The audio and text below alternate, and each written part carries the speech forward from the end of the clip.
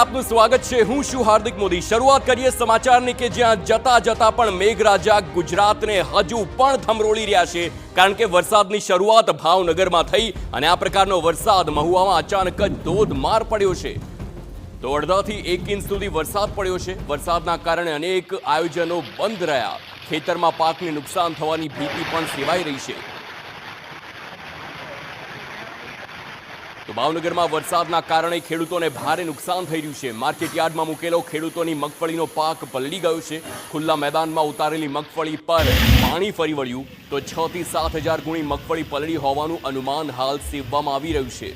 તો એક તરફ હવામાન વિભાગ દ્વારા વાવાઝોડા અને વરસાદની આગાહી કરાઈ છે। બેવડું વાતાવરણ છે અને તેવામાં ખેડૂતો મગફળી લઈ માર્કેટ યાર્ડમાં આવ્યા। ખુલ્લામાં મગફળી ઉતારી અને વરસાદ આવી જતા મગફળી પલળી ગઈ છે। ખેડૂતો આમ તેમ દોડતા થયા અને મગફળી બચાવવા તાડપત્રી ઢાંકતા જોવા પણ મળ્યા। જોકે વરસાદે ખેડૂતોની મહેનત પર પાણી ફેરવી દીધું છે।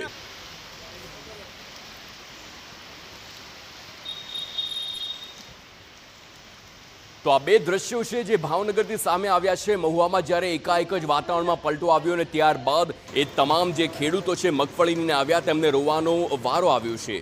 સંવાદદાતા સંજય વાળા ફોનલાઈન પર છે। સંજય, એક તરફ અચાનક જ મહુવામાં વરસાદની શરૂઆત થઈ, આમ તો વાતાવરણમાં ઠંડક તો થઈ છે, પરંતુ સાથે સાથે રોવાનો વારો એ તમામ ખેડૂતોને લાગ્યો છે કે જે મગફળી લઈને વેચવા આવ્યા હતા। હાલ શું સ્થિતિ છે ખેડૂતોની? આપની જો એમની સાથે વાત થઈ હોય, શું કહી રહ્યા છે ખેડૂતો?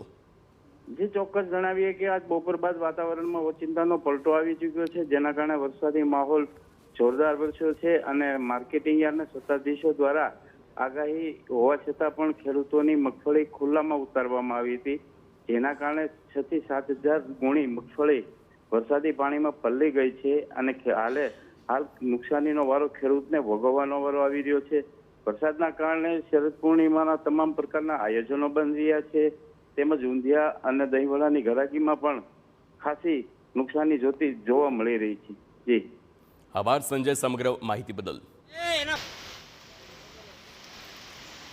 તો હાલ જ્યારે ભાવનગરમાં વાતાવરણમાં પલટો આવ્યો, વરસાદની શરૂઆત એવી થઈ છે જાણે કે ચોમાસાની હાલ શરૂઆત હોય, પરંતુ ચોંકાવનારી વાત એ છે કે આ ચોમાસાના વિદાયનો સમય છે અને અત્યાર સુધીમાં શિયાળો પણ બેસી જાય, પરંતુ હાલ જે પ્રકારે આ કમોસમી વરસાદ છે તે ખેડૂતોને રીતસર રોવડાવી રહ્યો છે।